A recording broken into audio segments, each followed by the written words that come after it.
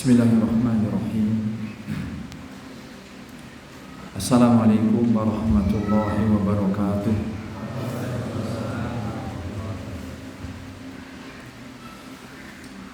Innal hamdalillahi wahdah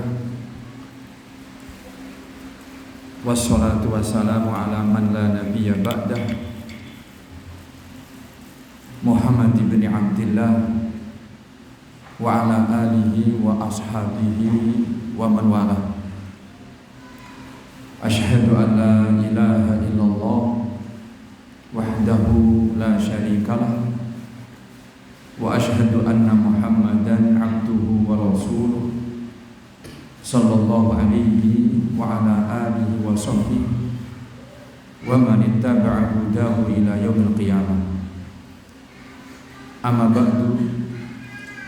Ya ayyuhalladzina amanu taqullaha haqqa tuqatih wa la tamutunna illa wa antum muslimun.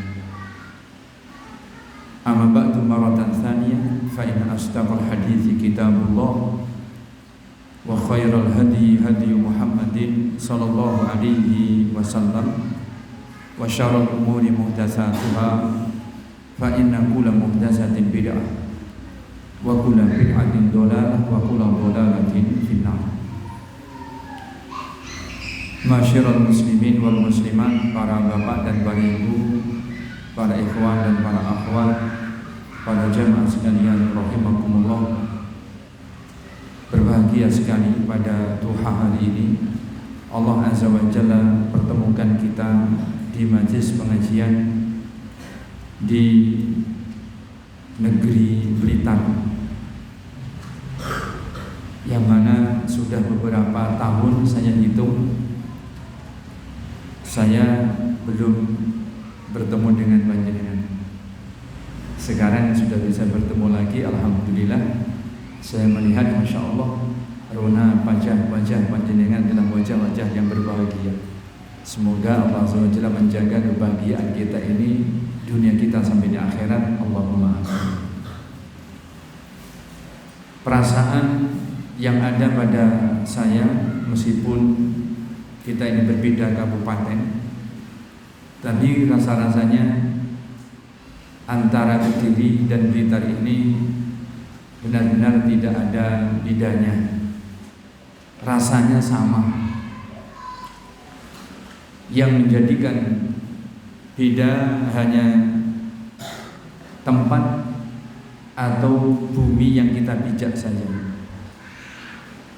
Yang menjadikan rasanya sama karena kita alhamdulillah oleh Allah Azza wa Jalla dipilih sebagai hamba-hamba yang memiliki ikatan ukhuwah, pada ikatan ukhuwah imaniyah, pada ikatan ukhuwah islamiyah. Sehingga kalaulah berbeda bumi tapi gak luput teko paseduluran,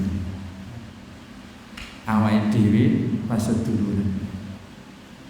Allah Azza wa Jalla berfirman mengingatkan bahwa kita ini adalah benar-benar paseduluran, benar-benar kita itu bersaudara. Innamal mu'minuna ikhwatun, adalah orang-orang yang beriman itu ikhwatun, bersaudara. Para jamaah yang dirahmati Allah, berarti kula niki diduluren jenengan didulur kula. Lah nek sami paseduluran gegek saya, nek enten kesayangan mek tak pek dhewe. Nek enten kesayangan pancen dulur nggih kudu didum. Berarti ceritane niku mek kula pengin andum napa sing kula mbok pilih langkung sumerep, langkung rumiyin timbang panjenengan. Dan saumpami panjenengan pun sampun sami pirsa, berarti nggih ngimut-ngimut ke enten sing supe. Lan niku hake paseduluran. Itu adalah kewajiban yang ditunaikan dalam rangka menjaga ukhuwah. Sehingga kita hanya menyampaikan nasihat untuk kita saling mengingat. Jangan-jangan ada yang lupa di antara kita untuk kita saling berbagi kebaikan. Jangan sampai kebaikan ini dimiliki oleh sebagian ndak ditumki nang ngene sing liyane. Berarti napa namine epeh nih, dipek-pek dhewe. Nah, ini tidak sesuai dengan makna dan hakikat daripada ukhuwah, daripada persaudaraan yang Allah Azza wa Jalla telah bangun persaudaraan itu di antara orang-orang yang beriman. Para bapak para ibu dirahmati Allah, oleh karenanya di antara perkara yang penting yang hari-hari kita sekarang ini harus kita mengingatkan diri-diri kita adalah masalah rapuhnya persatuan dan kesatuan umat. Padahal rapuhnya persatuan dan kesatuan umat ini akan berbahaya bagi umat itu sendiri. Ketika kita ini mengaku sebagai umat dan kita mendapati adanya kerapuan-kerapuan dalam bab persatuan dan kesatuan, berarti bahaya ini mengancam kita sebagai umat. Kalau kita ini terancam, maka baiknya kita harus segera menyadari ancaman. Supaya apa? Supaya kita segera bisa dibebaskan oleh Allah Azza wa Jalla daripada ancaman tersebut. Mudah-mudahan dengan kita mengingatkan kembali daripada apa sih ajaran yang diajarkan oleh akidah yang kita ikuti, yang kita yakini, yaitu akidahnya Ahlussunnah wal Jamaah berkaitan dengan masalah persatuan dan kesatuan. Para bapak dan para ibu yang dirahmati Allah Subhanahu wa taala, realita yang ada di lapangan umat pada masa-masa kita, dan sebenarnya bukan sekedar masa-masa kita, tetapi semakin hari semakin nampak bahwa yang namanya perselisihan, yang namanya, coba kalau kita lihat bagaimana kepentingan-kepentingan itu diusung, bagaimana maksud-maksud dan tujuan tidak lagi satu. Jadi ada kepentingan yang berbeda, ada maksud tujuan yang berbeda.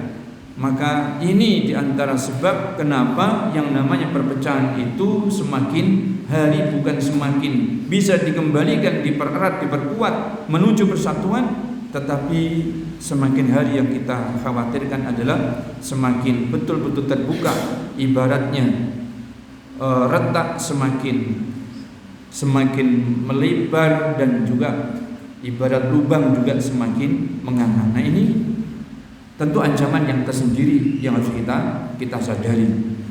Para bapak, para ibu yang dirahmati Allah, belum lagi realita juga yang ada bahwa sudah tidak lagi berpijak pada satu pedoman, pada satu kaidah. Yang sesungguhnya kita berpedoman dan berkaidah dengan akidah Ahlussunnah wal Jamaah dalam apa? Dalam upaya mengembalikan kita kepada persatuan dan kesatuan. Sudah tidak lagi kepada prinsip yang sesungguhnya kita sudah diajari prinsip tersebut. Bagaimana sih kita itu mengembalikan umat kepada persatuan dan kesatuan? Tapi sudah ada prinsip-prinsip, yaitu apa? Kepentingan, ada prinsip-prinsip fanatisme dan semisalnya, ada anania dan semisalnya. Yang ini adalah apa? Tidak akan menyelesaikan daripada ancaman atau penyakit yang menimpa umat berupa perpecahan, tetapi justru akan lebih membuat nyatanya, tampaknya, yaitu sebuah perpecahan umat. Para bapak, para ibu yang dirahmati Allah, padahal ya kita tahu bahwa Allah Azza wa Jalla itu mengingatkan kita jauh-jauh waktu. Dalam surat Ali Imran Allah SWT berfirman, wa'tasimu bihablillahi jami'an wa la tafarraqu, dan berpegang teguhlah kalian dengan tali Allah, semua kalian berpegang teguhlah dengan tali Allah.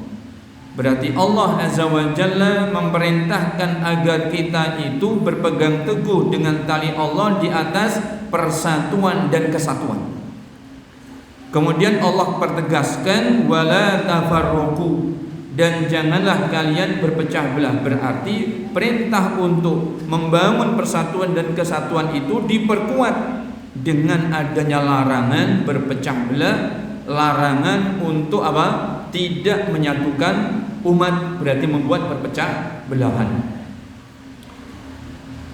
Al-Hafidz Ibnu Katsir rahimahullah taala tentang ayat ini, beliau mengatakan amarallahu bil ijtima' wa nahana 'anil furqah.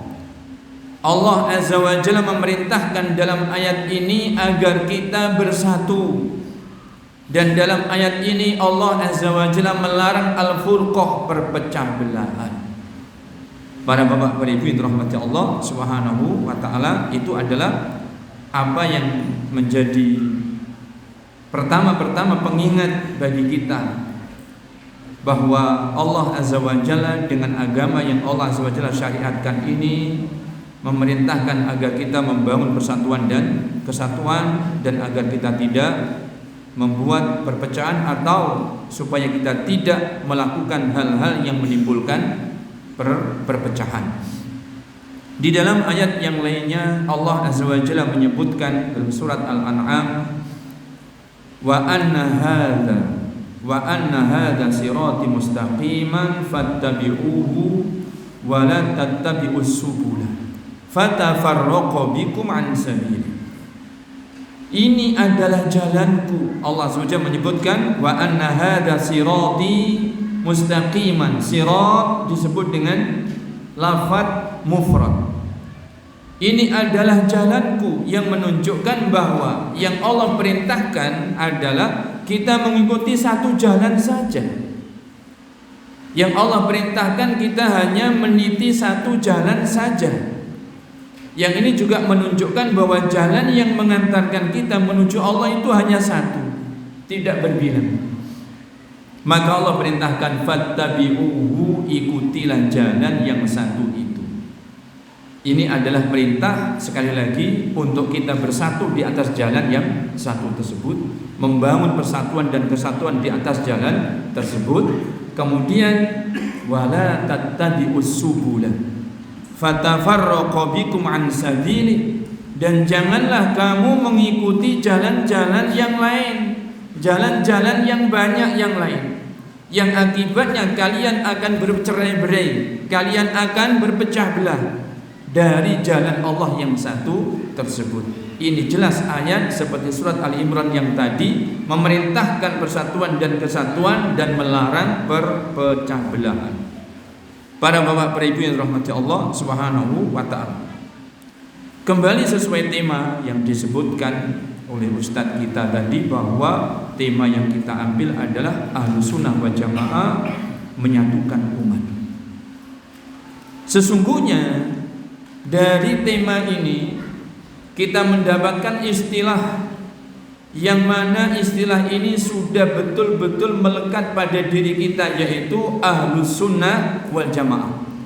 Dari sebutan Ahlus Sunnah wal Jamaah ini sendiri kita mendapati bahwa keyakinan yang kita pegangi adalah keyakinan yang mewajibkan persatuan dan kesatuan dan melarang adanya perpecah belahan.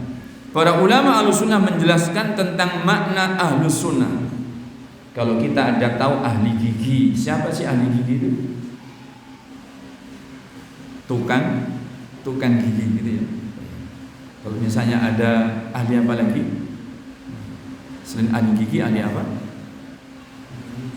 Ahli kunci. Ahli kunci itu berarti apa? Ya, tukang kunci. Nah, adakah orang yang dia itu disebut ahli kunci tetapi dia bukan ahli kunci? Enggak ada. Enggak ada disebut ahli gigi kecuali juga ahli gigi. Enggak ada orang yang tidak ahli gigi disebut ahli gigi. Artinya spesial orang ini adalah bergelut di bidang gigi. Tahu hal ihwal gigi, tahu tentang penyakitnya, tahu tentang pengobatannya. Demikian juga ahli kunci, tidak disebut ahli kunci, memang dia ahlinya. Dia tahu apa itu sesungguhnya hal-hal yang terkait dengan masalah perkuncian. Kalau ada masalah tahu, kemudian solusinya tahu, dan seterusnya. Bahkan dia bergejibah, dia bergulat dengan kunci. Sebenarnya dia bergejibah dan bergulat dengan gigi. Maka dia adalah orang yang spesialis tentang gigi, spesialis tentang kunci, maka dia disebut ahli gigi dan ahli kunci. Maka ahli sunnah pun tidak mungkin disebut ahli sunnah kecuali juga seperti itu. Kenapa disebut ahli sunnah? Litamassukihi biha, karena dia memang orang yang berpegang teguh dengannya. Dia betul-betul berpegang teguh dengannya. Walikasratihi al-ittiba biha, dan karena bagaimana banyaknya dia dalam berittiba dengan sunnah. Karena dia adalah orang yang berpegang teguh dengan sunnah, karena dia adalah orang yang memang ittibanya adalah dengan sunnah, maka dia pun pantas disebut ahli sunnah. Dari kalimat ahli sunnah kita tahu tidak mungkin orang disebut ahli sunnah kecuali memang harus begitu. Dia harus berpegang teguh dengan sunnah, ya. Pengamalannya dia adalah pengamalan sunnah. Kemudian keyakinannya juga keyakinan sunnah, yang dia geluti juga menggeluti sunnah, yang dia pelajari juga sunnah, yang dia dakwahkan juga sunnah, sehingga dia digolongkan ahli sunnah. Dia disebut sebagai ahli sunnah. Makanya tidak cukup berpegang teguh tamassukan, tidak cukup ittibaan pada bab-bab tertentu, tapi harus secara menyeluruh, ilman wa fahman wa amalan wa da'watan. Secara ilmu dia harus ilmunya adalah sunnah, wa fahman secara pemahaman dia harus pemahaman sunnah, wa amalan dan secara pengamalan juga harus pengamalan sunnah, wa da'watan dan dakwah pun juga dakwah sunnah. Maka dia pantas disebut sebagai ahlus sunnah. Kemudian istilah ini dilengkapi dengan wal jamaah. Wal jamaah, apa itu disebut wal jamaah? Disebut al jamaah, kata Imam Ibnul Mubarak rahimahullah ta'ala mengatakan al jama'atu ma wafaqal haqqa wa in kunta wahdak. Jamaah itu adalah yang sesuai dengan al-haq, wa in kunta wahdak, meskipun kamu seorang diri. Para bapak para ibu yang dirahmati Allah, kalau al-jamaah disebut al-jamaah adalah yang sesuai dengan al-haq, berarti yang tidak sesuai dengan al-haq tidak patut padanya disematkan al-jamaah. Wa in kunta wahdaka, meskipun engkau seorang diri, berarti jamaah itu tidak harus kumpulan banyak orang, tetapi meskipun orang seorang diri tetap disebut jamaah. Padahal yang kita maksudkan pembahasannya adalah membahas masalah persatuan dan kesatuan. Maka dari sini para ulama menyimpulkan bahwa persatuan dan kesatuan yang ini harus dibangun sesuai dengan apa yang Allah Azza wa Jalla dan Rasulnya perintahkan adalah bersatu di atas sunnah. Dan tetap orang dikatakan di atas persatuan meskipun dia sendiri di atas sunnah. Para bapak para ibu yang dirahmati Allah, persatuan dan kesatuan yang diperintahkan oleh Islam dengan syariat yang Allah turunkan dan dengan ajaran yang diajarkan oleh Nabi SAW adalah bersatu di atas sunnah. Dan meskipun orang itu seorang diri di atas sunnah, maka dia adalah di atas persatuan. Para bapak ibu dirahmati Allah, itu yang disebutkan makna daripada makna ahlussunnah wal jamaah. Ahlussunnah adalah yang ada di atas sunnah, kemudian al jamaah adalah yang sesuai dengan kebenaran sunnah. Maka meskipun orang seorang diri, jika dia kondisinya adalah sesuai dengan sunnah, maka sesungguhnya dia di atas persatuan dan kesatuan. Para bapak, para ibu yang dirahmati Allah. Kemudian baginda Nabi SAW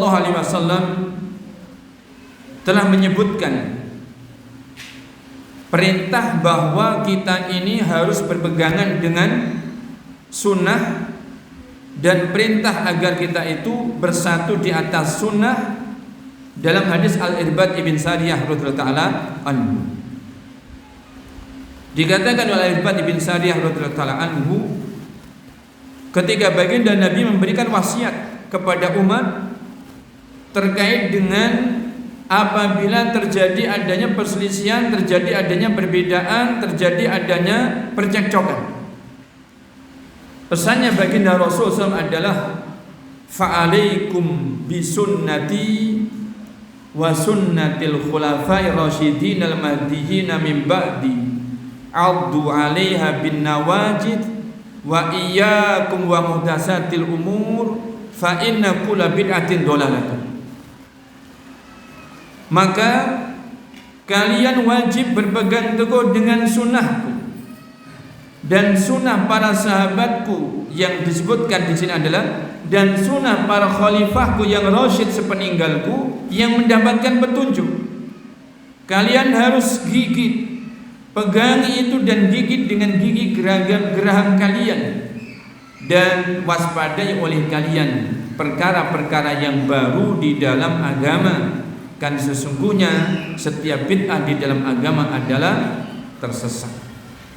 Perhatikan di dalam ayat ini, kalau ada perselisihan, kalau ada percekcokan, menunjukkan tidak satu orang. Karena kalau orang itu berselisih, pasti ada lawan yang berselisih. Orang itu cekcok, pasti ada lawan cekcoknya. Ini melazimkan jumlah lebih daripada satu. Nah, Nabi SAW memberikan obat ketika terjadi ada penyakit yang menimpa umat berupa adanya perselisihan, berarti terjadi perpecahan, minimalnya terjadi ada dua yang berbeda, bisa jadi lebih. Maka Nabi menyerukan kembali kepada persatuan dan kesatuan. Yang diserukan oleh beliau sallallahu alaihi wasallam adalah bersatulah kalian di atas sunnah. Bangunlah kembali persatuan dan kesatuan di atas sunnah. Caranya bagaimana? Berpegang teguhlah kalian dengan sunnah. Pegang teguh yang diperintahkan oleh Nabi itu tamassaku biha. Yang pertama, berpegang teguh dengannya. Kalau kita belajar bahasa Arab, dengan kalimat tamassaka, ya tamassaku itu adalah memegangi dengan tangan kanan dan dengan tangan kiri, dua-dua tangan dipegangi dengan erat. Selagi belum memeganginya dengan dua tangan, bahasa Arabnya bukan tamassaka, ya tamassak. Karena memegang ada, menyentuh ada dalam bahasa Arab. Tetapi baginda Rasul menyebutkan tamassaku, berarti dari tamassaka, ya tamassaku. Dan itu sekali lagi tidaklah disebut tamassaka ya tamassaku kecuali memegangi dengan erat dengan kedua tangan. Nek tangan tengen tok senajan rasa berarti dereng tamassaka ya tamassak. Napa malih mek tangan kiwa. Tangan kiwa ni gondelan. Senajan nek gegem tenanan nggih dereng tamassaka ya tamassaku. Belum dikatakan berpegang teguh, sehingga dipegang dengan dua tangan, tangan kanan, tangan kiri memegangnya. Nek gondeli tangan kiwa, tangan tengen padha rasane. Nek nyekeli berarti padha rasane. Berarti nek dicekel tangan kiwa, tangan kanan digenggam tenanan, rasa nek nggoceki ora gampang ujul. Ini yang diperintahkan oleh Nabi SAW. Supaya kita itu benar-benar di dalam mengembalikan persatuan dan kesatuan umat dengan cara berpegang teguhlah kalian kepada sunnah.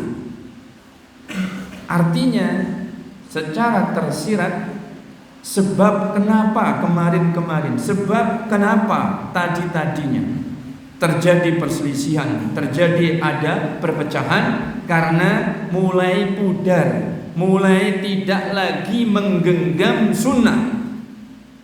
Kalau semakin parah terjadi adanya perselisihan, berarti apa? Benar-benar tidak lagi berpegang teguh dengan sunnah. Dari sini kita tahu para bapak ibu ya, bahwa sebab-sebab perpecah belahan umat adalah meninggalkan sunnah. Berarti nggih ngantos-ngantos. Sampun ngantos awake dhewe niku anggenipun lampahan nilaraken sunnah. Tegese pripun?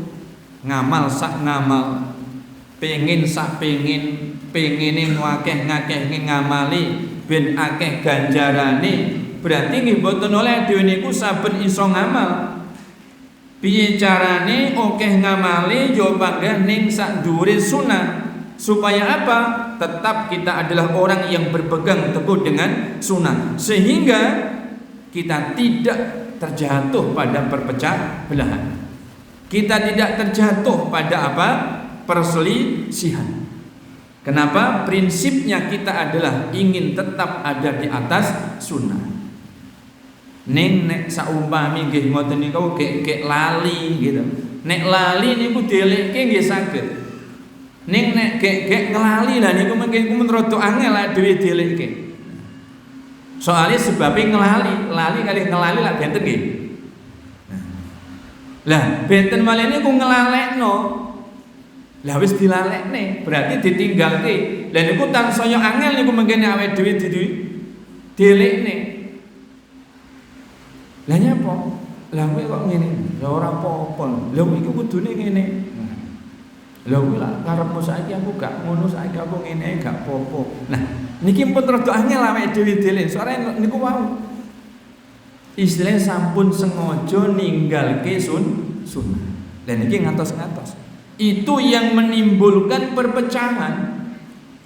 Itu nanti yang menimbulkan adanya perselisihan sehingga muncul perpecahan.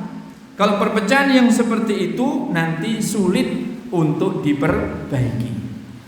Cara dilekne niku wau ning nek lali. Lah nek lali lagi jenenge lali tiyang supe.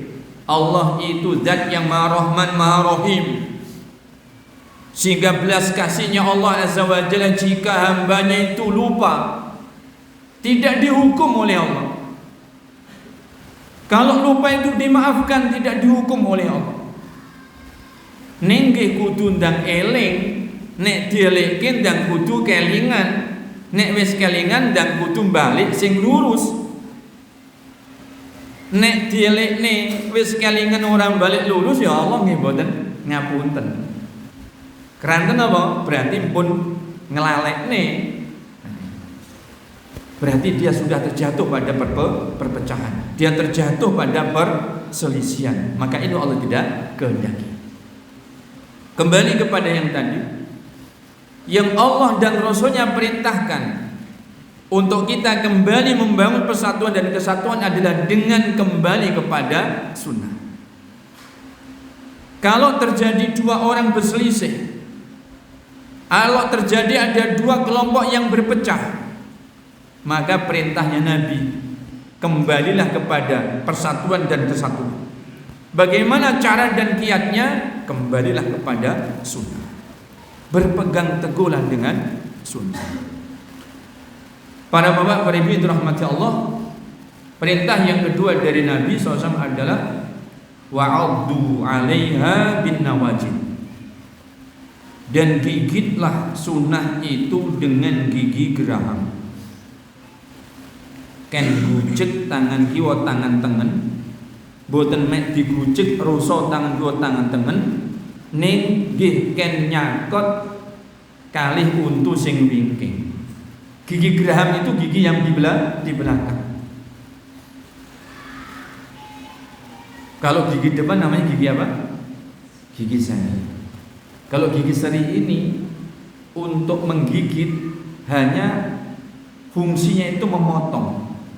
Menggigit untuk memotong. Berarti gantine pisau makan. Nek dicokot ben gak bendang tugel ya dicokot kali gigi seri. Gigi seri ini dia tidak kuat, tapi dia tajam. Makanya Nabi tidak perintahkan untuk menggenggam erat-erat sunnah digigit dengan gigi seri, tidak. Tetapi gigitlah dengan gigi geraham, wa 'addu 'alaiha bin nawajid, dan gigitlah dengan gigi geraham, karena menggigit dengan gigi geraham adalah sekuat-kuatnya berpegangan atau sekuat-kuatnya orang untuk tetap menahan apa yang dia ingin tahan. Berarti gambarannya ngoten nggih. Sunah niku dicekel tangan tengen, tangan kiwa, lah pucuke niki digigit, dicokot kali untuk sing mburi. Supaya apa? Tidak mudah lepas sunah ini dari kita. Kalau kita itu memahami yang tersirat dari pesannya Nabi SAW ini, yang pertama, berpegang teguh dengan sunnah itu tidak boleh setengah-setengah. Jangan setengah-setengah. Berpegang teguh dengan sunnah itu totalitas dan optimis dengan keyakinan apapun yang di atas sunnah adalah kebaikan. Selagi itu adalah di atas sunnah, maka itu adalah kebaikan dan pasti membuahkan kebaikan. Sehingga kalau ada sesuatu yang tidak baik, kalau kita tinjau, kalau kita tilik kembali, kalau kita kaji, pasti di situ ada penyelesaian dari sunnah. Kalau ada akibat-akibat yang tidak baik, juga pasti itu adalah sebab-sebab menyelisih daripada sunnah. Karena Nabi memerintahkan agar kita berpegang teguh dengan sunnah itu tidak setengah-setengah. Dan sunnah adalah al-haq, sunnah adalah kebenaran, sunnah adalah kebenaran, maka tidak adalah buah daripada kebenaran kecuali kebaikan. Sehingga ini mengisyaratkan sekali lagi, Ahlus sunnah wal jamaah itu tidak boleh setengah-setengah di dalam berpegangan dengan sunnah. Akidahnya ditoto, keyakinannya ditoto, dari mulai alif sampai mulai ya, dari A sampai Z, supaya tetap berpegangan dengan akidah Ahlus sunnah wal jamaah.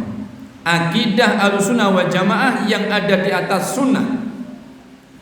Dalam bab amaliyah, peribadahan kita juga demikian, harus betul-betul disesuaikan dengan sunnah. Kita mengkaji kembali amaliyah ibadah kita untuk kita sesuaikan dengan sunnah, supaya yang terjadi adalah kebaikan dan buah yang timbul pun juga kebaikan, dan juga akan menebarkan kebaikan, dan itu adalah kepastian. Itu adalah kepastian. Awake dhewe kudu yakin, sak yakin bahwa mengamalkan sunnah akan berbuah kebaikan.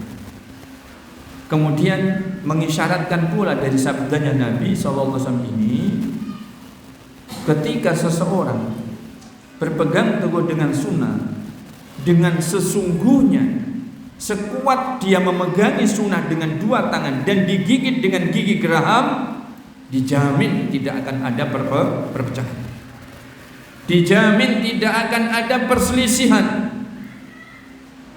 Kapan itu? Jika memang setiap ahlu sunnah berpegang teguh dengan sunnahnya itu benar-benar sekuat-kuatnya dan tidak melepaskannya, tidak akan mungkin terjadi perselisihan. Di zaman para sahabat dan di zaman para tabi'in, ada enggak perbedaan pendapat, ada enggak perselisihan di antara mereka? Jawabannya ada. Loh, kok itu juga ada? Bukankah para sahabat dan para tabi'in adalah generasi yang berpegang teguh dengan sunnah dengan sesungguhnya? Jawabannya iya.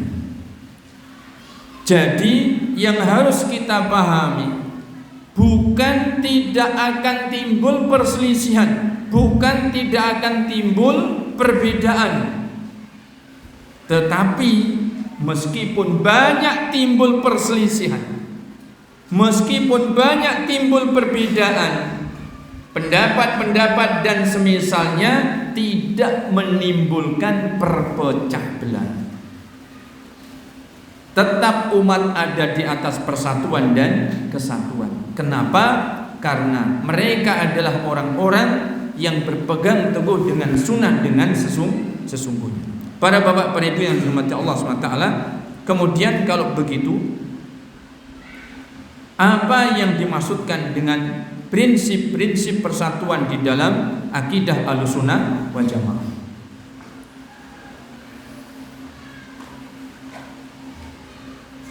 Prinsip-prinsip persatuan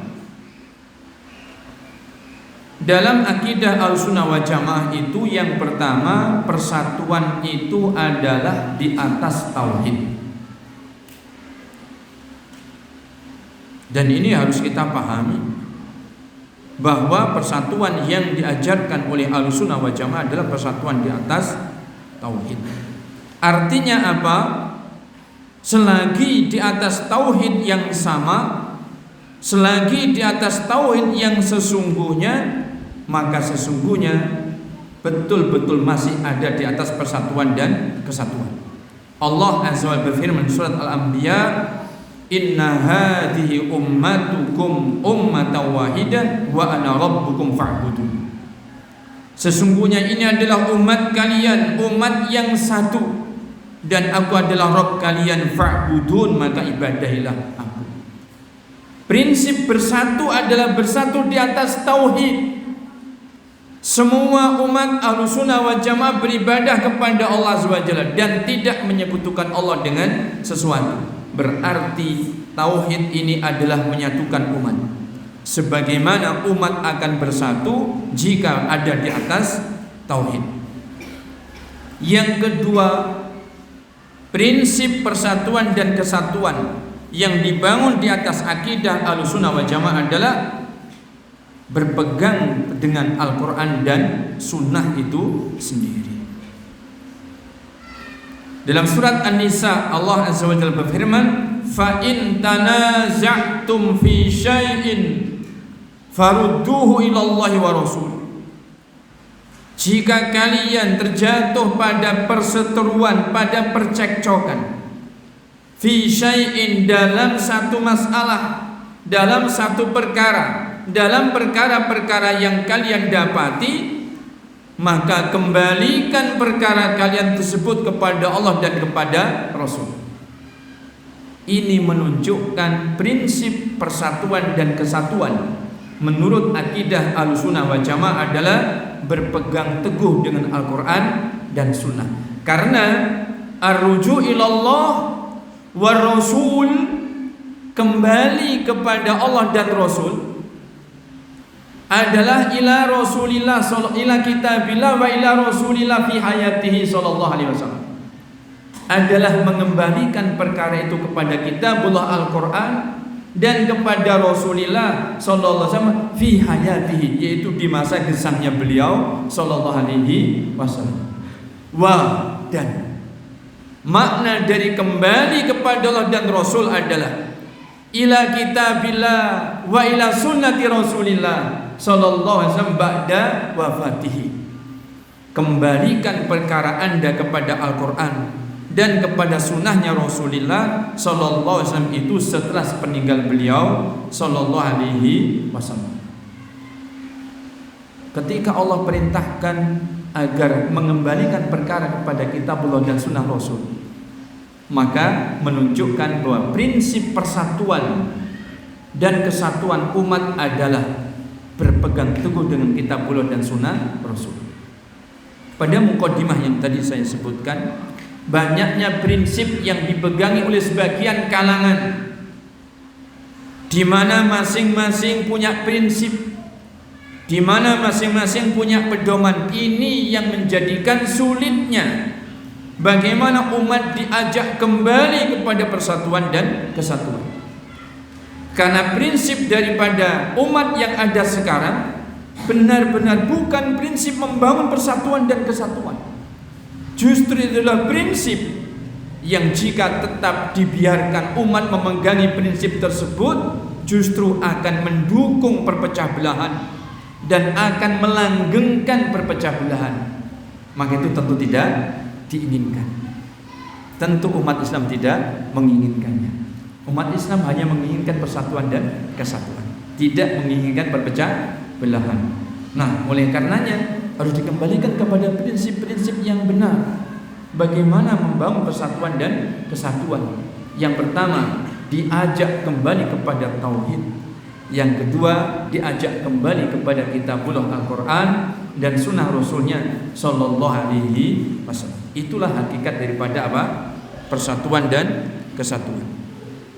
Kemudian yang ketiga, prinsip persatuan dan kesatuan umat yang di atasnya kita bangun persatuan umat Ahlussunnah wal Jamaah adalah mengikuti pemahaman para salaf.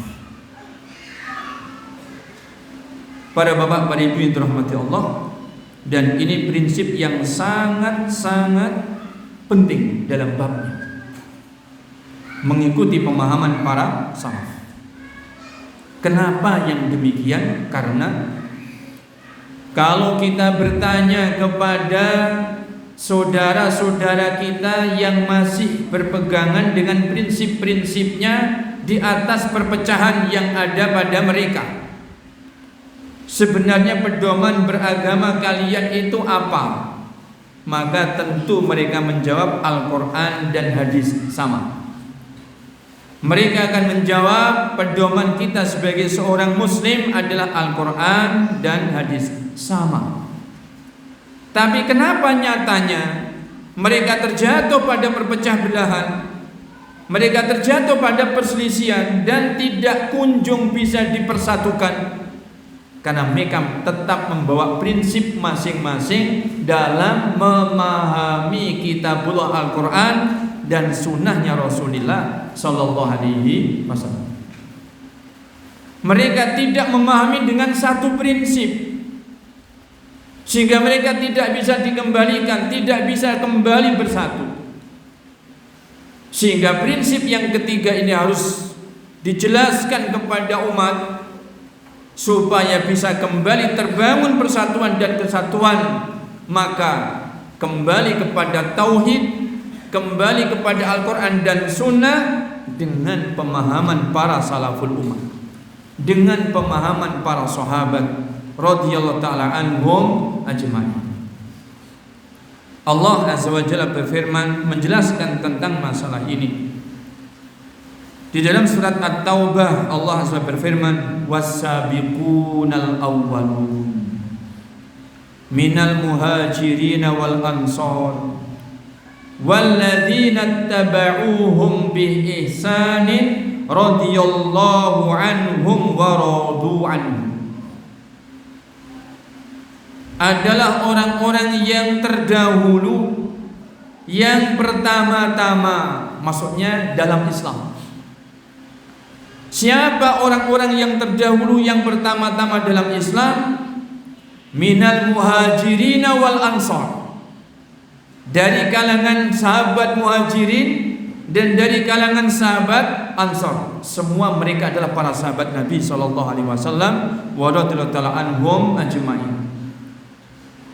Allah Azza wa Jalla berfirman dalam ayat ini, radhiyallahu anhum wa radu anhu.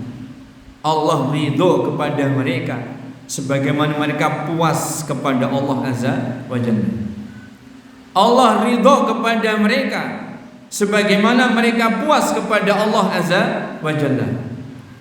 Sahabat-sahabat tidak diragukan keridhaan Allah kepada mereka.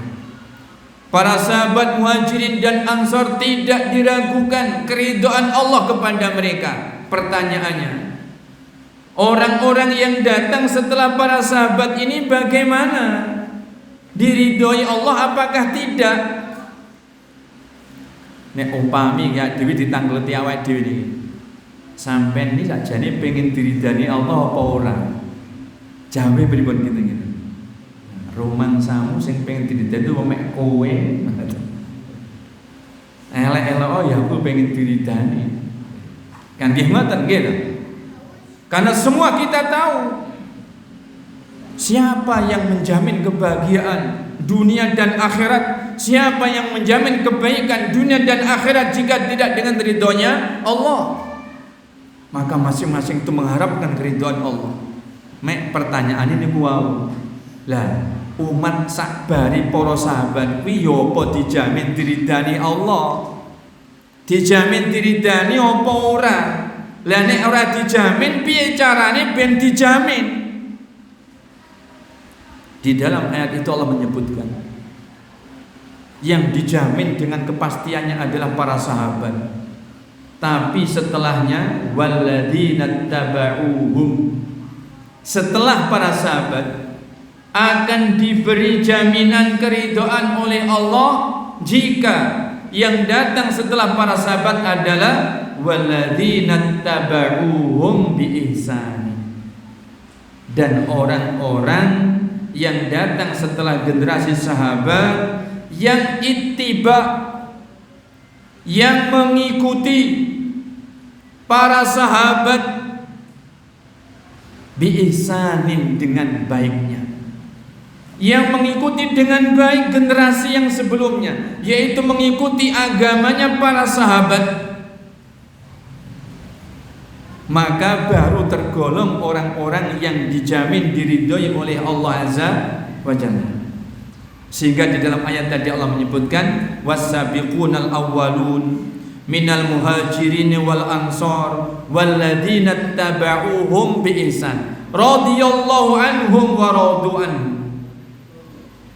dan orang-orang yang ittiba mengikuti beragamanya para sahabat, maka Allah ridho kepada mereka sebagaimana Allah memberikan kepuasan mereka kepada Allah Subhanahu wa taala. Ini prinsip persatuan dan kesatuan yang ketiga yang harus benar-benar dipahamkan kepada kita dan juga kepada umat. Bagaimana sih beragamanya para sahabat dengan kitabullah, dengan sunnah rasulnya ini? Pedomannya sama Al-Quran dan hadis. Maka kita harus mengikuti bagaimana para sahabat beragama, berpedoman dengan Al-Quran dan hadis ini. Lah sahabat ki nek memahami ayat iki piye? Nek memahami hadis Nabi iki piye? Terus nek ngamalke piye? Lah terus nek ngulangke nang wong liya piye? Ini harus dipahami, harus diikuti. Berarti ittiba dengan pemahaman para sahabat, ittiba dengan pengamalan para sahabat, ittiba dengan dakwahnya para sahabat yang berdasarkan Al-Quran dan sunnah Rasulullah Sallallahu Alaihi Wasallam.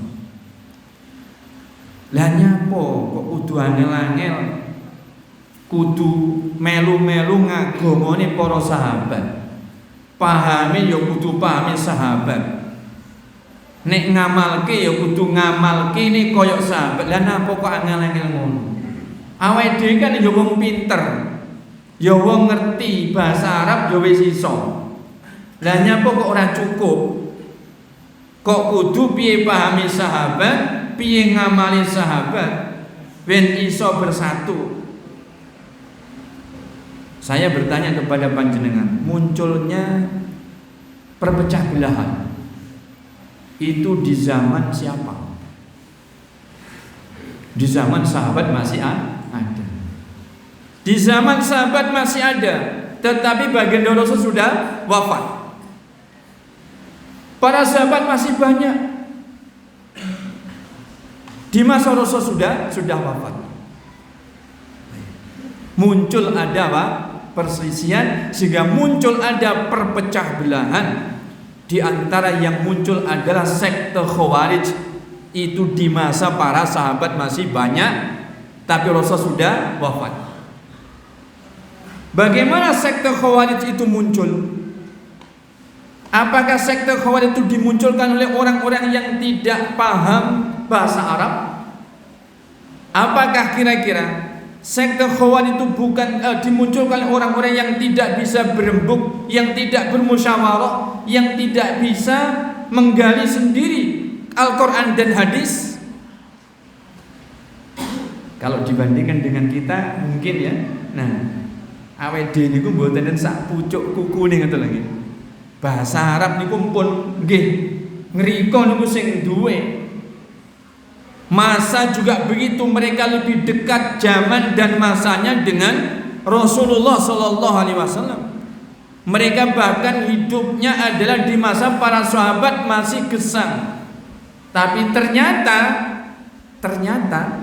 muncul pemahaman, muncul perselisihan, sehingga terjadilah perpecahan.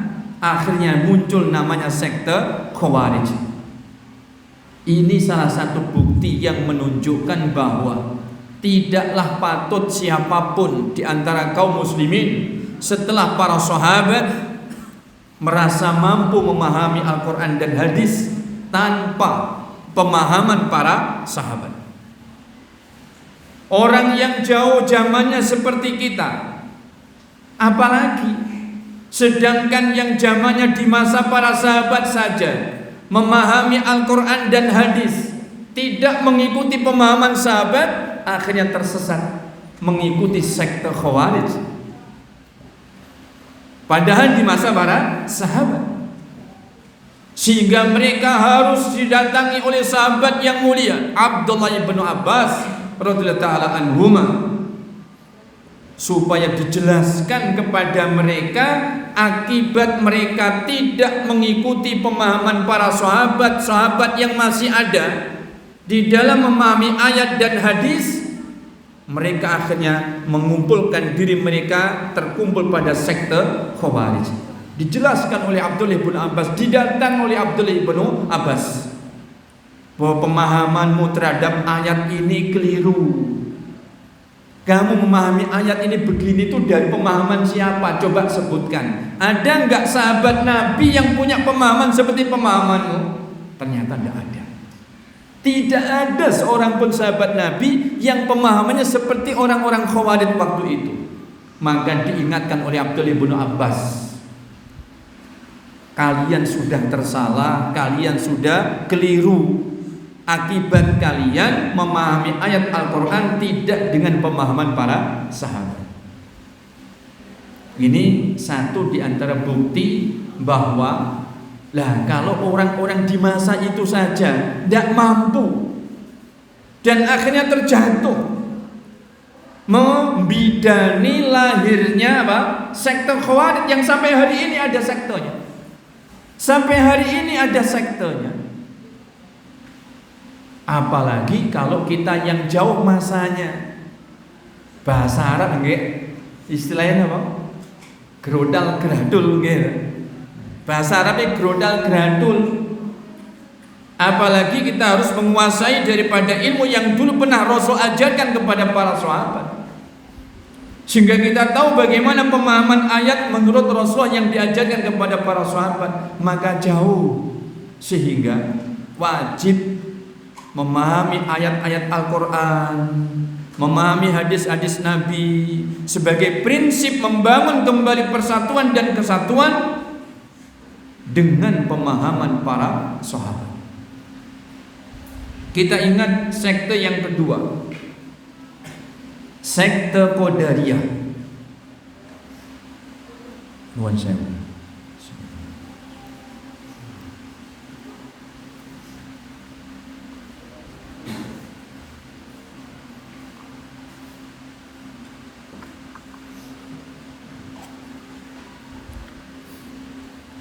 Sekte Qadariyah. Kapan munculnya sekte Qadariyah? Juga sama di masa sejumlah sahabat Nabi masih ada. Bukan di masa yang jauh dari masa sahabat. Justru yang memunculkan sekte Qadariyah itu adalah orang yang dikatakan alimnya umat, orang yang diustadkan oleh umat. Niku nek ustad. Orang yang dituan gurukan oleh umat. Niku nek istilah tuan guru. Orang yang dikiaikan umat itu kalau istilahnya kiai. Sami mawon. Sami. Justru yang memunculkan sekte Qadariyah adalah yang dipandang oleh umat bahwa dia adalah orang pinter agama. Berarti nek bahasa Arab mboten usah ditangklet nih. Dia pasti orang yang jago tentang bahasa Arab. Bahkan yang memunculkan sekte Qadariyah ini adalah orang yang mengajarkan Al-Quran. Masya Allah. yang dikenal di kaumnya, yang dikenal di daerahnya, di negerinya, bahwa pengajar Al-Quran adalah dia.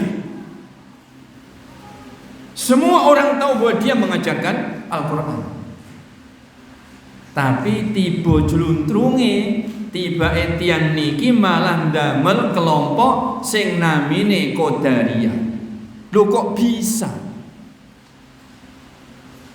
Di Basrah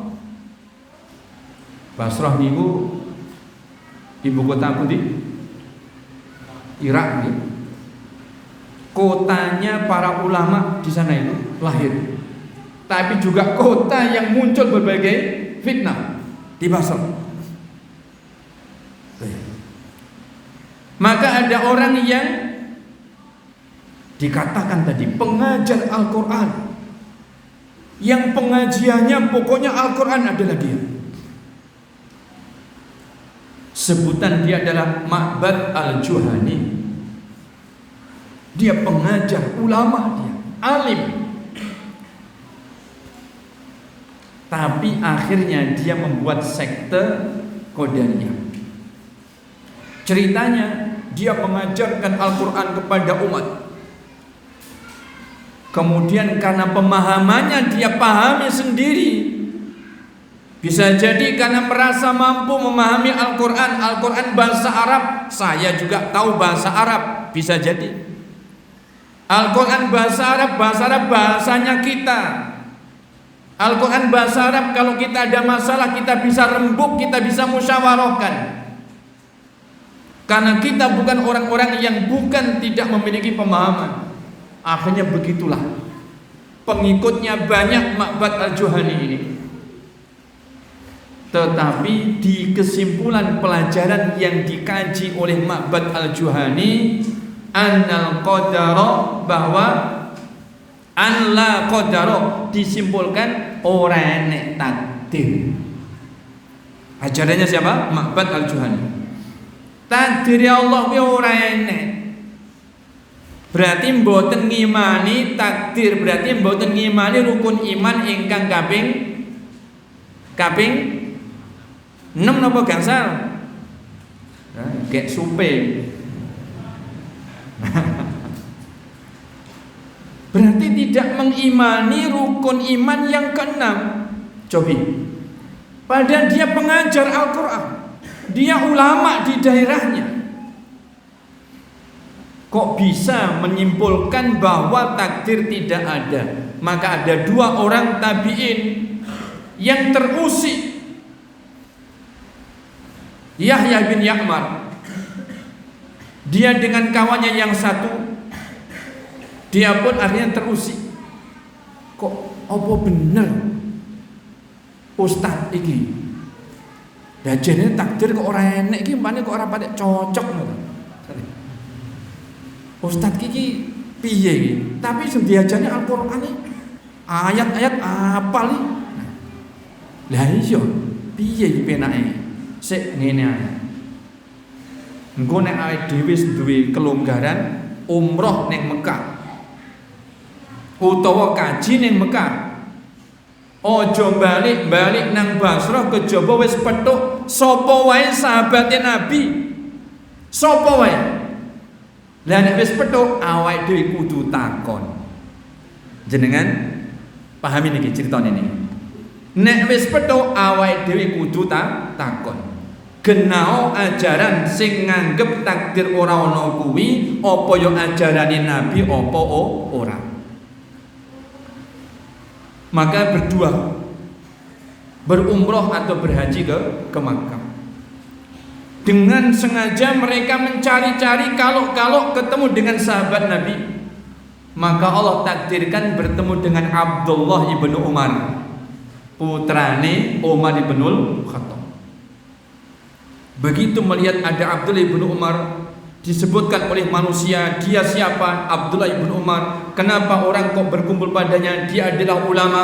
Siapa namanya? Abdullah ibnu Umar. Nah, ini sahabat Nabi ini.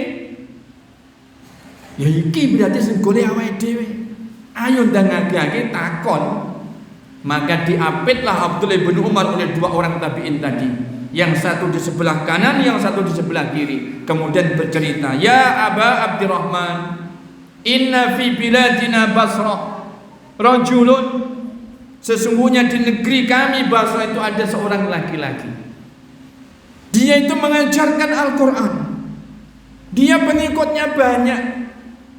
Lakin akan tetapi yadai an la qadara. Dia itu mengajarkan pemahaman takdir kuwi ora enek. Abdullah bin Umar mendengar yang pertama itu kayak simpati betul. Wah, ini alim mengajarkan Al-Quran. Ya gimana? Nah, ini ngoten gitu. Begitu disebutkan, kesimpulan dari ajaran yang dia ajarkan adalah bahwa takdir itu tidak ada. Akhirnya berebut Abdullah bin Umar. Berebut Abdullah bin Umar. Allahu Akbar. Pun berarti niku sesat-sesate ajaran. Kados-kados disambar beledek, kados lho nggih. Kados disambar beledek. Mak pripun nek sambar beledek niku?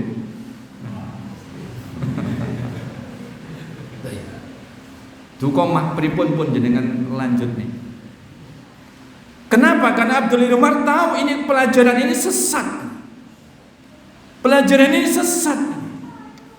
Kok tadi dikatakan orang ini mengajarkan Al-Quran? Berarti sesat pelajarannya orang ini.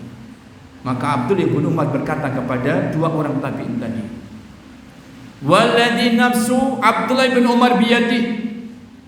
Demi jiwaku yang Allah, demi zat yang jiwaku ada di tangannya. Kalau orang yang memiliki pemahaman seperti ini, dia berinfak, lau anfaqa hadha rajulu misla Uhudin dhahaban ma qubila minhu hatta yu'mina bil qadar. Kalau orang seperti dia pemahamannya ini, menafkahkan hartanya berupa emas sebesar gunung Uhud, tidak akan diterima sedikit pun oleh Allah Azza wa Jalla sampai dia tobat dari ajarannya sehingga dia beriman dengan takdir. Abdullah bin Umar.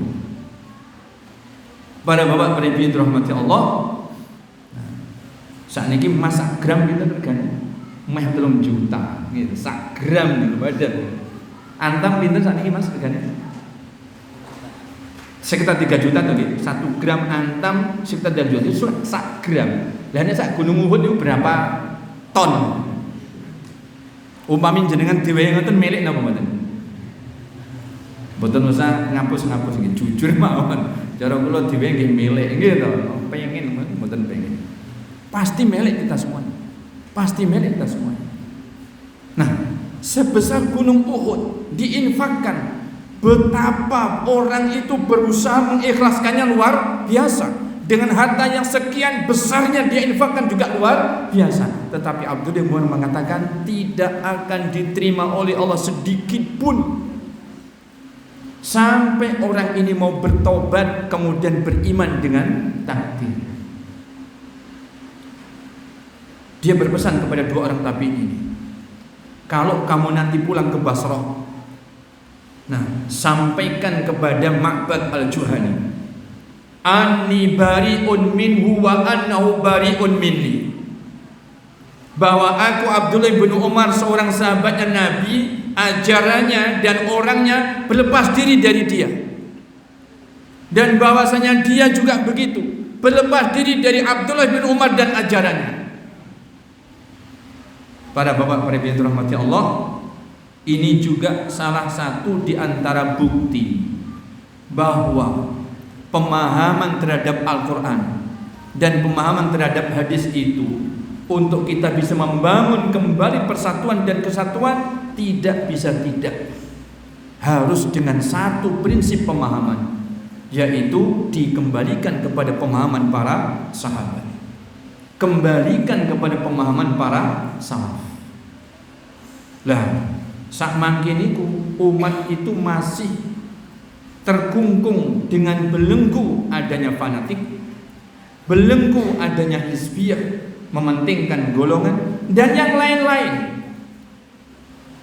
Sehingga kepentingan-kepentingan itu yang masih membelenggu sebagian umat untuk mereka mau meleburkan diri dan melepaskan dari belenggu kembali kepada persatuan dan kesatuan. Sehingga selagi itu tidak ditinggalkan, prinsip-prinsip yang itu tidak ditinggalkan, maka tetap umat ada di atas perpecah belahan, dan ini adalah bahaya. Dari situ kita tahu ketika terjadi perselisihan, ternyata perselisihan timbul karena tidak mengikuti pemahaman para sahabat. Meskipun dengan dalil yang sama. Kalau ditanya, sampean kok menuki dalilmu apa? Ayat Al-Quran karo hadisnya Nabi. Dan iki ayatnya, iki hadisnya. Oh, Quran hadisnya, berarti ya bener kuwi. Bener. Dan nanti yang lain lagi begitu ditanya, pada amalan yang berbeda tetapi dalilnya sama. Sampai ngamalin ini, dalilin di iki ayatnya, iki hadisnya. Loh kok beda? Ayatnya podo, hadisnya podo lah kok beda. Loh nek ngoten apa yang niki dibiji bener ngene. Lah engko nek yang ketiga, ternyata juga begitu berbeda lagi. Akan menjadi perbedaan yang banyak. Bagaimana satu ayat dengan pemahaman yang berbeda-beda? Apakah dulu yang diajarkan oleh Nabi juga seperti itu, satu ayat dengan pemahaman yang berbeda-beda? Maka kita harus tahu bagaimana pemahaman yang benar ayat ini dengan kita gali, kita kaji bagaimana yang diajarkan Nabi kepada para sahabat radhiyallahu anhum ajma'in. Para bapak, para ibu yang dirahmati Allah Subhanahu wa taala, Al-Imam Al-Auza'i rahimahullah taala mewasiatkan kepada kita tentang masalah ini. Alaika bi athari man salaf wa in rafadhakan nas. Pegang teguhlah oleh kalian riwayat-riwayat pemahaman para salaf dalam memahami Al-Quran dan hadis. Pegangi. Wa in rafadhakan nas. Meskipun kebanyakan orang menolakmu, meskipun kebanyakan orang menentangmu, maka tetap pegangi. Kenapa? Pesan Al-Imam Al-Auza'i seperti itu, karena jika kamu memahami Al-Quran dan hadis sesuai dengan asar riwayat dari para salaf, maka ketahuilah kamu ada di atas yang benar. Kamu berada di atas yang benar. Sehingga pasti pemahaman adalah baik, pengamalanmu juga baik, akibat daripada amalanmu pun juga akan baik, dan kamu akan bisa memperbaiki umat dengan kebaikan tersebut. Dengan apa? Mengembalikan pemahaman kepada pemahaman para salaf. Imam Malik rahimahullah taala, imam dari hijrah, imam besar dari Madinah, beliau mengatakan lan yusliha akhir hadhil ummati illa ma aslaha awwalaha. Tidak akan mungkin bisa memperbaiki umat-umat yang belakangan, masalah apapun yang dihadapi oleh umat-umat yang belakangan, tidak akan mungkin bisa memperbaikinya kecuali perkara yang dulu pernah memperbaiki awalnya umat. Apa sih perkara yang dulu memperbaiki awalnya umat? Yaitu agama yang diajarkan oleh Nabi SAW kepada para sahabat. Dan umat yang telah diperbaiki di awalnya adalah para sahabat. Perhatikan dulu, para sahabat bukan umat yang baik dari awalnya. Mereka adalah umat yang dientaskan oleh Nabi dari keburukan yang paling buruk, yaitu kesyirikan. Sehingga mereka dibina untuk kembali membangun persatuan dan kesatuan, dientaskan dari syirik menuju tauhid. Kemudian mereka diajarkan bagaimana ibadah kepada Allah. Nabi SAW yang mengajarkan. Mereka diajarkan adab dan akhlak dalam bermuamalah. Nabi yang mengajarkan. Sehingga jadilah para sahabat generasi yang paling baik.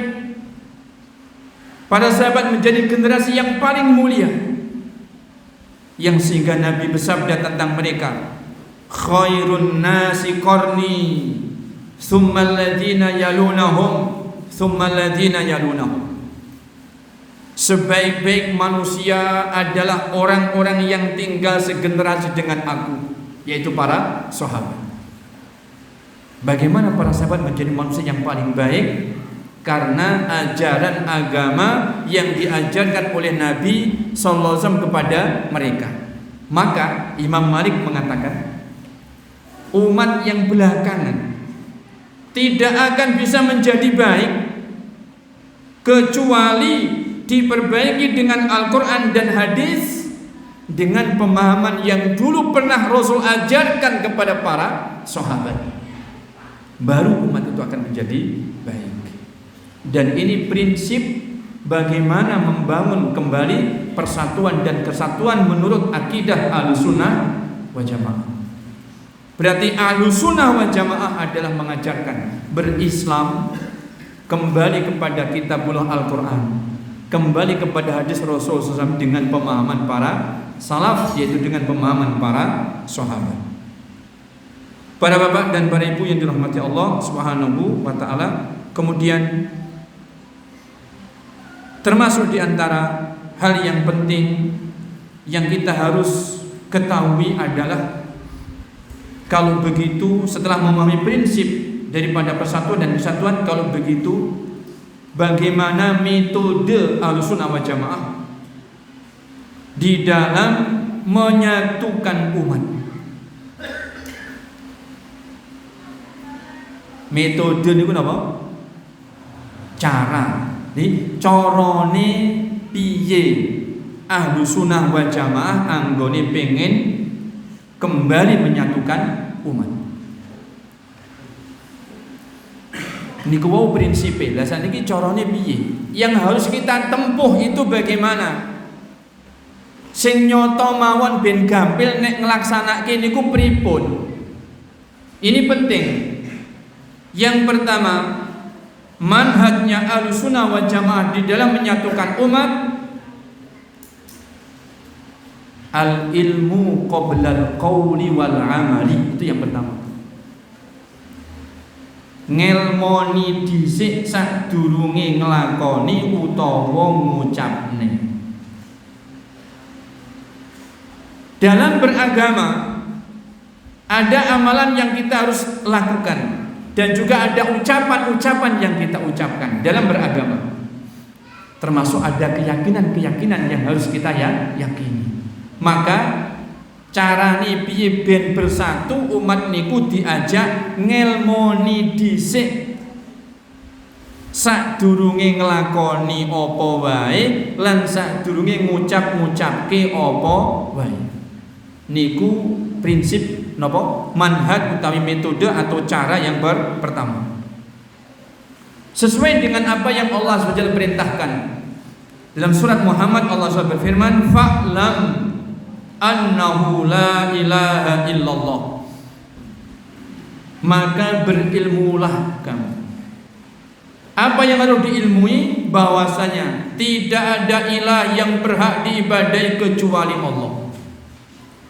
Perintah Allah niku adu ingkang pertama ngelmoni dhisik.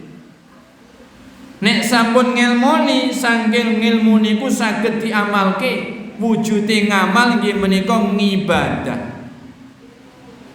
Ngibadah niku enten ngibadah ingkang rupinipun tindak tanduk, enten ngibadah ingkang rupinipun wicantenan, nggih enten ngibadah ingkang rupinipun kapitadosan utawi keyakinan.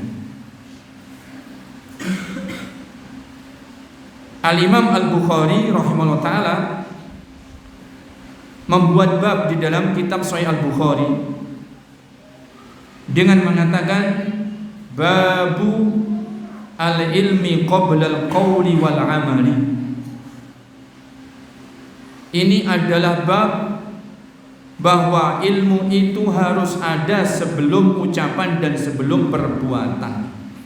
Berarti termasuk fikih yang sangat dalam yang dimiliki oleh Al-Imam Al-Bukhari adalah kita ini sebelum berbuat dan sebelum berucap harus tahu ilmunya dulu. Niku caranya. Berarti nggih kados sing wau kula singgung, mboten kok peh cik awake dhewe niku gitu.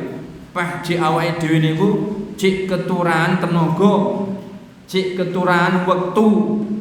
Akhirnya golek kegiatan-kegiatan pengen ibadah, pengen ngamal ning dereng ngertos ngilmu. Akhirnya nggih pokok tandang. Akhirnya pokok tandang gigek kleru. Lah sing bener pripun? Dhewe niku tasik kagungan potensi, ya sehat, ya sugih, ya rusa, nggih ta. Wektune nggih longgar. Kesibukannya cik kurang ke ndang sinau ngaji dugeni dateng Pak Yai kula niku tasik turah tenaga, tasik turah bondo, tasik turah kegiatan. Enten ngamal napa sing nate didhawuhi Nabi sing ganjarane niku saged kula ajeng-ajeng, tenaga kula akhire nggih barokah, bondo kula nggih barokah. Kula saged ngamal napa panjenengan puruki kula napa ingkang dipun amalaken Nabi ingkang niku saking dawuh Nabi. Dugi dateng Ustaz, ada amalan apa yang bisa saya amalkan? Saya kepingin tahu bagaimana amalan yang diajarkan oleh Nabi SAW. Datang Tuan Guru nggih ngoten, Tuan Guru ajarkan kepada kami sunnahnya Nabi dalam hari-hari.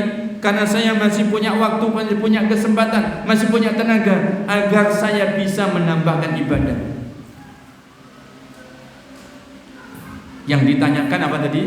Amalan yang diajarkan oleh Nabi. Kenapa? Karena kita hanya ingin amalan kita adalah Al-Quran dan hadis dengan pemahaman para sahabat. Nek pun ngoten gek diamalke.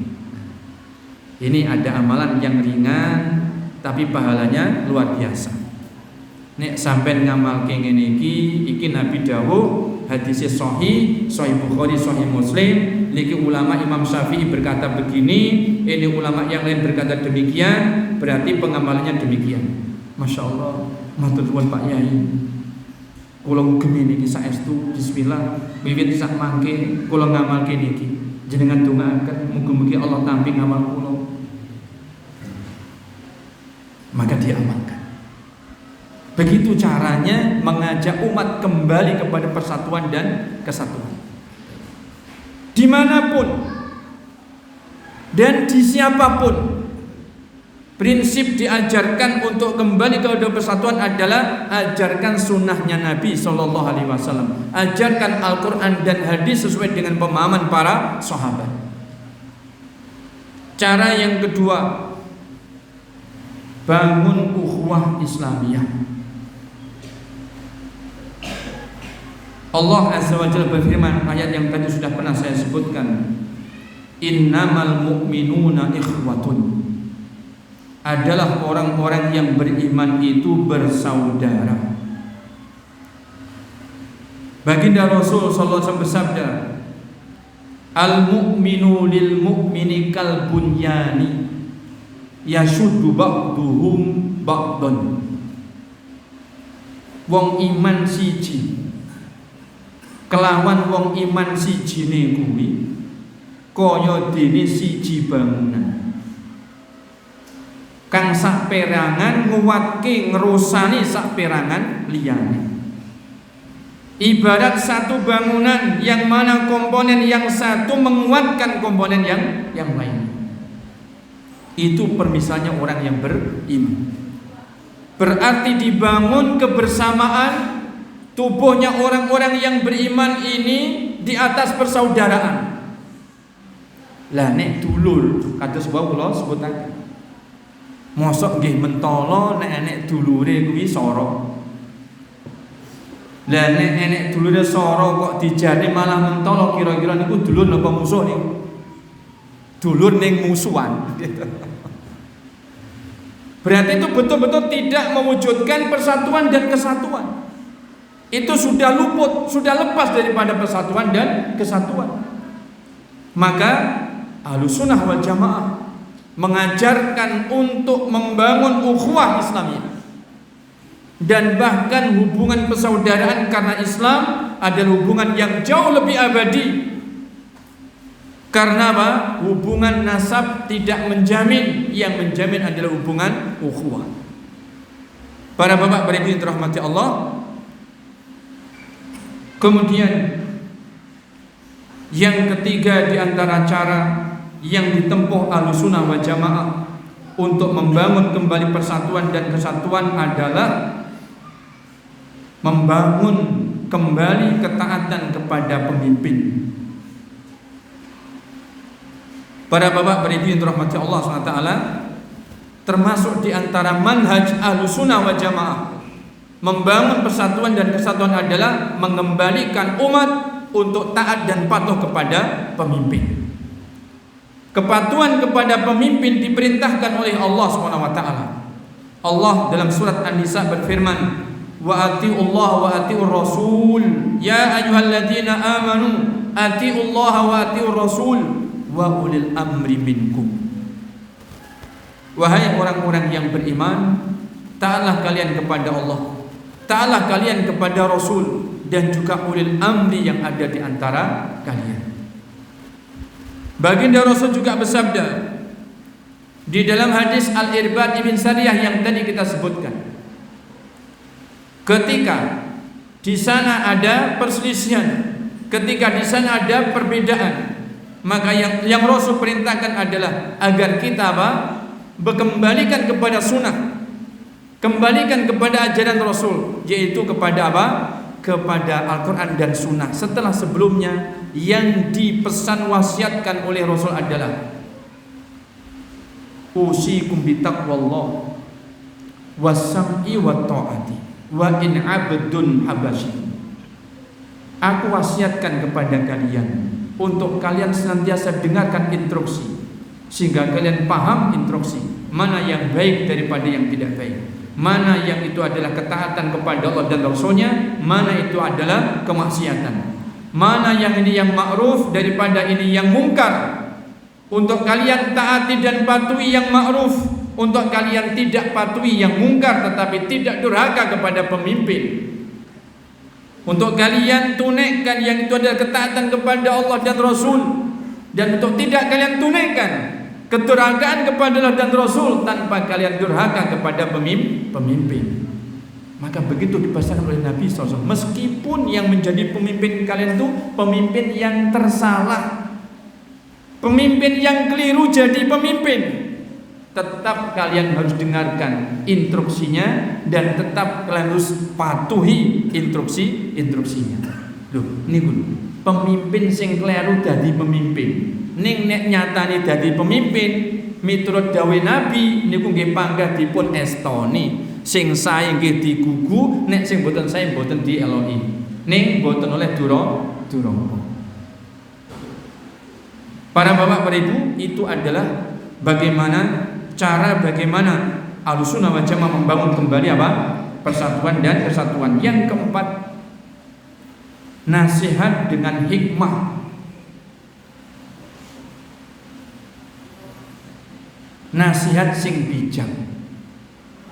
Nek tutur-tutur sing becik, nek ngelekne ya sing apik. Aja nyindir-nyindir. Aja guyon-guyonan, gojek-gojeki. Keranten niku mboten becik. Ingkang dipun perintahkan apa? Nasihat sing becik, sing hikmah. Berarti yang bijak. Itu yang Allah perintahkan. Dalam Al-Quran Allah sudah berfirman, ud'u ila sabili rabbika bil hikmati wal mau'izatil hasanati. Ajaan menungso kuwi balik ning dalane Allah bil hikmati kanthi cara kang hikmah, wal mau'izatil hasanati lan tutur-tutur sing becik. Jenengan cobi Memahami niku wae. Enten apa mboten singgung-singgungan sing alus enten mboten? Carane singgung-singgungan sing alus enten mboten? Mboten enten. Napa malih didamel gojekan, gojekono nggih mboten. Berarti dalam kita mengajak kembali umat untuk bersatu di atas Al-Qur'an dan Sunnah, kita nasihat dengan hikmah. Nasihat dengan hikmah. Pitutur-pitutur sing becik. Nek sampeyan disinggung ini lara atimu berarti kowe gak becik. Sesuk-sesuk aja nyinggung. Ning tutut-tutut sing becik. Mas piye? Bro. Umpamanya sampeyan iki bocah kene iki kabeh ngarani iki apik. Ya pancen aku apik. Sapa bocah sing ramane aku apik? Tapi siji, apa? Nek mau salat kapan? Kok bingung salat? Loh. Lah, orang salat kan gak apa-apa sementing apik. Yo gak ngono. Gak apik seapike wong kuwi yo bangga sing salat. Kok iso ngono? Sik. Sampeyan takok tenanan ora? Nek takok tenanan aja saiki. Aku kesusu iki ya. Aku jeneng internet agama. Lah terus piye ngene? Ki nomorku. Sek temene. Ning di sor papringan. Sor papringan. Kawane gedang goreng ngoten lho nggih. Gedang goreng kopi. Jagongan sing apik. Gedang goreng barang yo ben gayeng. Gitu. Tutut sing becik. Saiki mek enek aku karo kowe. Cara paham kira-kira ki aku gak luwih paham timbang kowe. Rono kowe luwih pinter. Ning aku mek ngelekne, aku iki lho saelek-eleke aku. Gak wani aku tinggalke salat. Lah nyapa? Lah piye to gak salat? Allah wis nyiptakne aku. Sak minimbane kolam koi sak mini akeh sing nyiptakne Allah. Pari sak mini subuh sing nyiptakne Allah. Rezeki senekakne Allah. Mangan sak mangan sing wae Allah. Ben aku gak salat gak wani. Apa ya ngono? Ya saiki aku tak mikir dhewe, engko pikirin dhewe sampean. Wis aja stren, gedange dipangan dhisik. Ayo.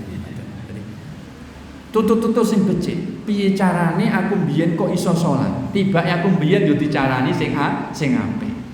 Aku mbiyen ora disinggung-singgung, aku mbiyen ora dilok-lokne, aku mbiyen ora disindir-sindir. Makanya aku mbiyen gak salat dadi salat. Saiki wong liya ya tak ngonone. Baik. Nasihat yang baik. Menasihati yang baik. Berdakwah juga berdakwah yang baik. Berdakwah yang hikmah. Karena Allah mengajarkan kita hikmah. Al-Quran dan Sunnah adalah hikmah. Sunnah Nabi adalah hikmah. Semua disampaikan dengan hikmah. Aku ingat ke sapa. Nek aku ngadepi wong iki kudu piye? Iso nonton basa. Basane aku ngene iki kudu piye? Ini adalah hikmah. Dan itu yang diperintahkan oleh Allah Azza wa Jalla. Dan ini adalah cara daripada cara Ahlussunnah wal Jamaah membangun kembali persatuan dan kesatuan. Ud'u ila sabili rabbika bil hikmati wal mau'izatil hasanah. Dan baginda Rasul sallallahu alaihi wasallam juga menyebutkan tentang masalah hikmah. Wajibnya kita saling menasihati dengan baik. Karena dengan nasihat yang baik agama kita akan tegak. Agama kita itu akan tegak jika kita tegakkan nasihat dengan baik. Baginda Rasul bersabda, ad-dinun nasihah. Ad-dinun nasihah. Ad-dinun nasihah. Agama kuwi tegake mung krana nasihat. Agama kuwi pokok punjere ning nasihat. Niku sami dawe Nabi al-hajju arafah. Kaji kuwi punjer pokok rukune wukuf ning Arafah. Berarti hadis niki ad-dinun nasihah. Agama adalah nasihat, berarti agama kita hanya bisa tegak. Rukun yang menegakkan kembali agama kita sebagai umat Ahlussunnah wal Jamaah adalah tutur-tutur sing becik, nasihat-nasihat sing becik. Para bapak, para ibu rahmati Allah. Kemudian yang kelima, di antara prinsip yang dibangun di atasnya Ahlussunnah wal Jamaah di dalam membangun kembali persatuan dan kesatuan adalah jauh daripada menilai, jauh daripada menghakimi.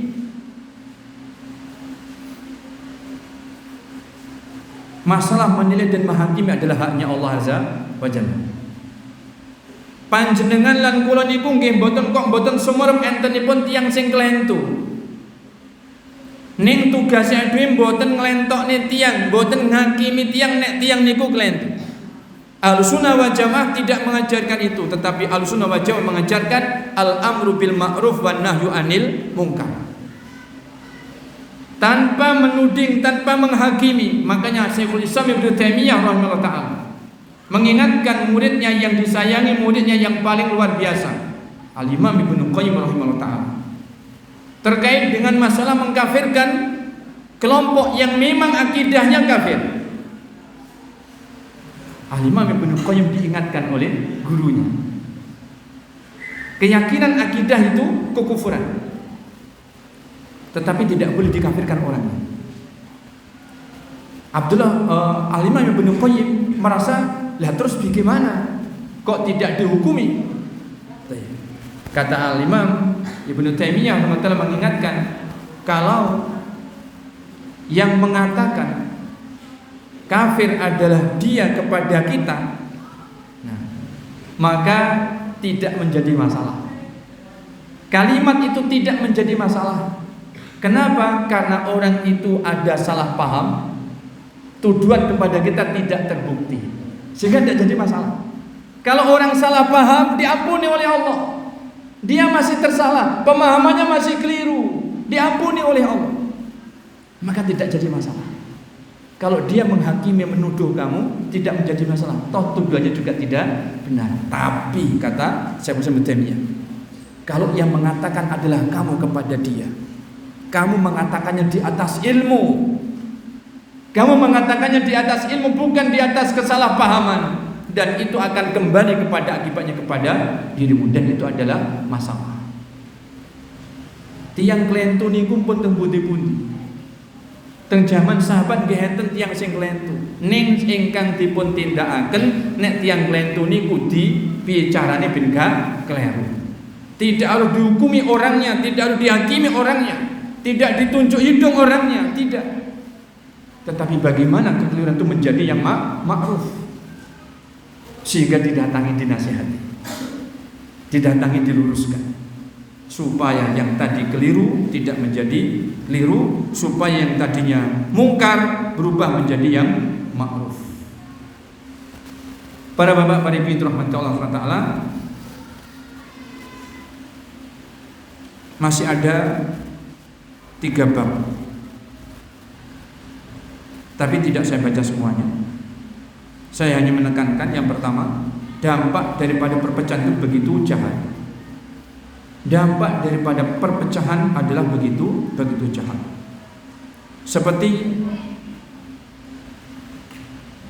dikatakan di dalam peribahasa, bersatu kita teguh, bercerai kita runtuh. Niki sepakat apa benar? Sepakat ya?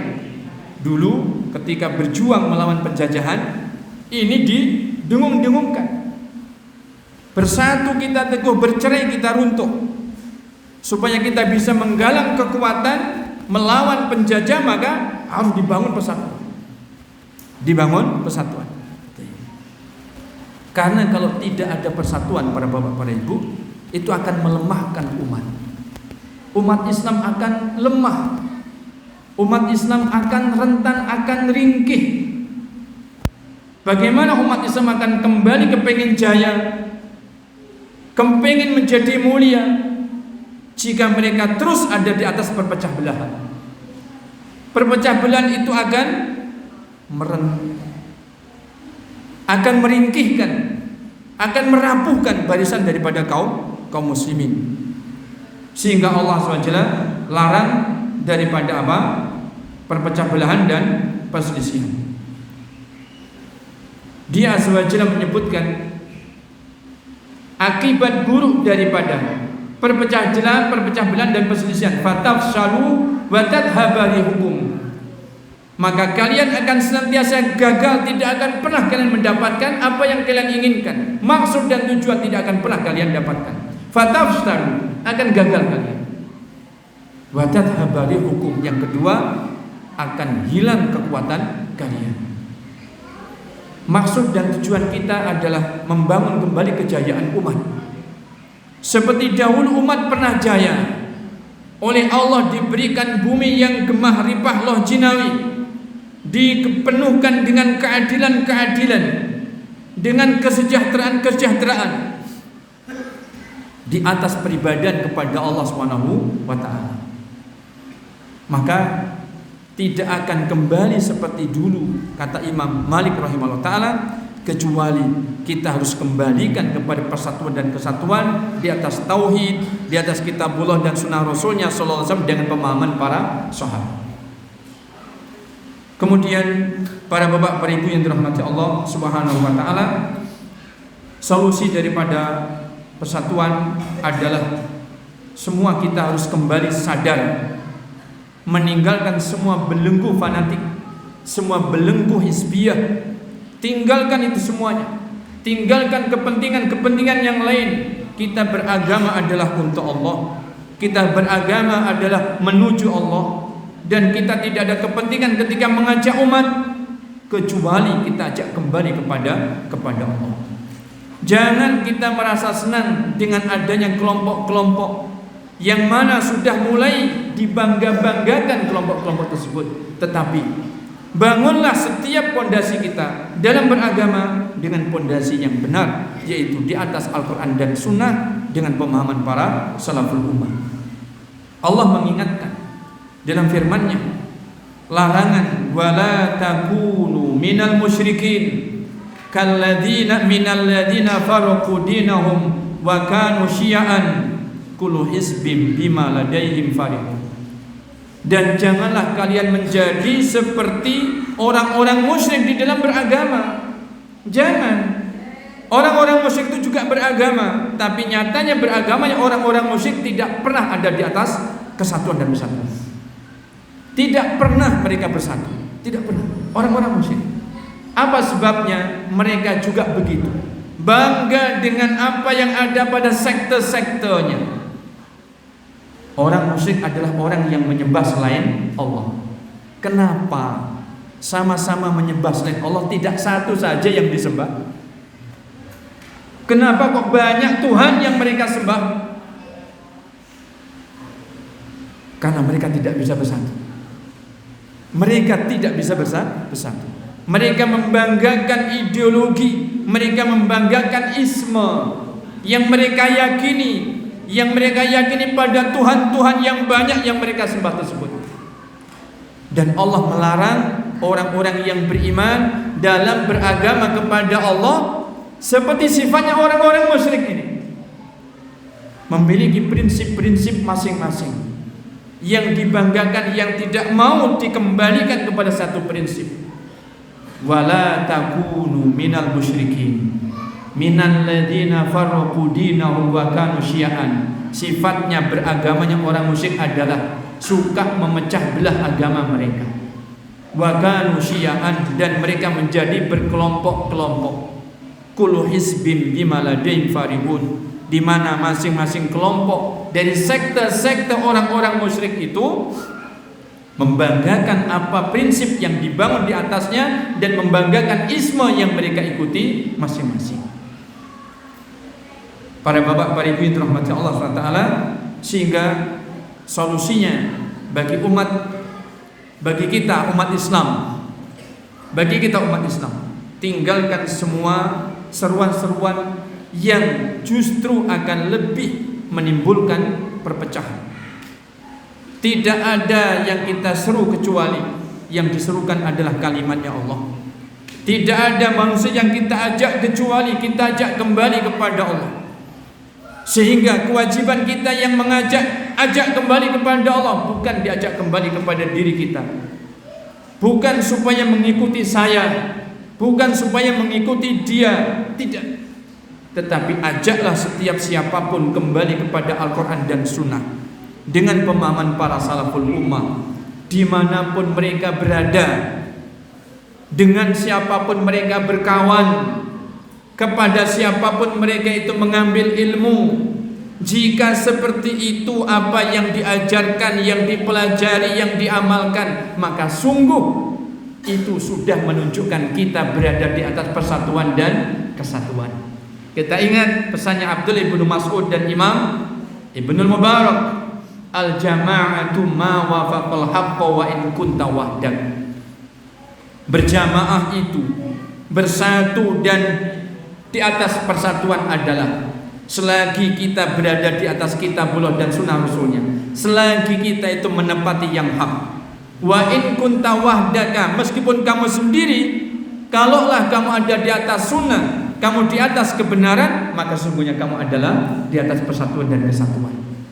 Sehingga apa peduli kita dengan kepentingan-kepentingan kesana kemari, membicarakan kesana kemari dan sebagainya, tidak ada kepentingannya. Kita adalah mengamalkan, kita mendakwahkan, mengajak untuk semuanya kembali kepada Allah Azza wa Jalla. Dimanapun dia berada, kalau dia ada di atas kebenaran, kita bersatu, kita ada di atas persatuan dan kesatuan. Maka kita bangun ukhuwah sebagaimana yang Allah Azza wa Jalla perintahkan. Sebagai penutup daripada pengajian kita di duha siang hari ini, kita ingat kalau kita berada di atas persatuan dan kesatuan, Allah Azza wa Jalla akan senantiasa menolong. Kalau kita itu berada di atas perpecahan, maka urusan kita akan tercerai-beraikan. Kenapa? Karena pasti oleh Allah akan ditinggalkan. Pasti ditinggalkan. Siapa yang bisa menjamin nasib jika oleh Allah ditelantarkan? Dan siapa yang bisa menelantarkan jika Allah yang menolongnya? Tidak ada. Di dalam hadis riwayat Imam Tirmidzi, baginda Rasul bersabda, "Yadullahi ma'al jamaah." Allah senantiasa menolong siapa hambanya yang ada di atas jamaah. Siapa itu hambanya di atas jamaah? Yang ada di atas al-haq, yang ada di atas pengamalan Al-Quran dan Sunnah dengan pemahaman para sahabat. Dimanapun dia berada, bersama siapapun dia berteman, selagi dia berada di atas al-haq, maka Allah sudah menolongnya. Berarti dia ada di atas jamaah, berarti dia adalah saudara kita. Maka kita pun bangun ukhuwah dengan mereka. Maka prinsip yang seperti ini, pemahaman yang seperti ini hendaknya kita pegangi dan kita jadikan sebagai pedoman di dalam kita membangun kembali ukhuwah dan juga persatuan daripada umat ini. Semoga Allah SWT memberikan hidayah dan taufik kepada kita semuanya. Dan semoga Allah SWT melapangkan dada-dada kita. Untuk apa? Kita bisa saling menasihati, memberi nasihat dan menerima nasihat. Dan semoga Allah SWT menegakkan persatuan dan kesatuan pada diri kita terlebih dahulu, kemudian pada keluarga kita, kemudian di masyarakat kita dan kaum muslimin secara umum. Allahumma amin. Demikian yang bisa kami sampaikan untuk pengajian kita di siang hari ini. Semoga yang bisa kita sampaikan bermanfaat. Wallahu ta'ala a'la wa a'lam. Wa salawatullah wa salamuhu ala nabiyyina wa habibina Muhammadin wa ala alihi wa sahbihi wa sallam. Wa akhiru da'wana anil hamdulillahi rabbil alamin.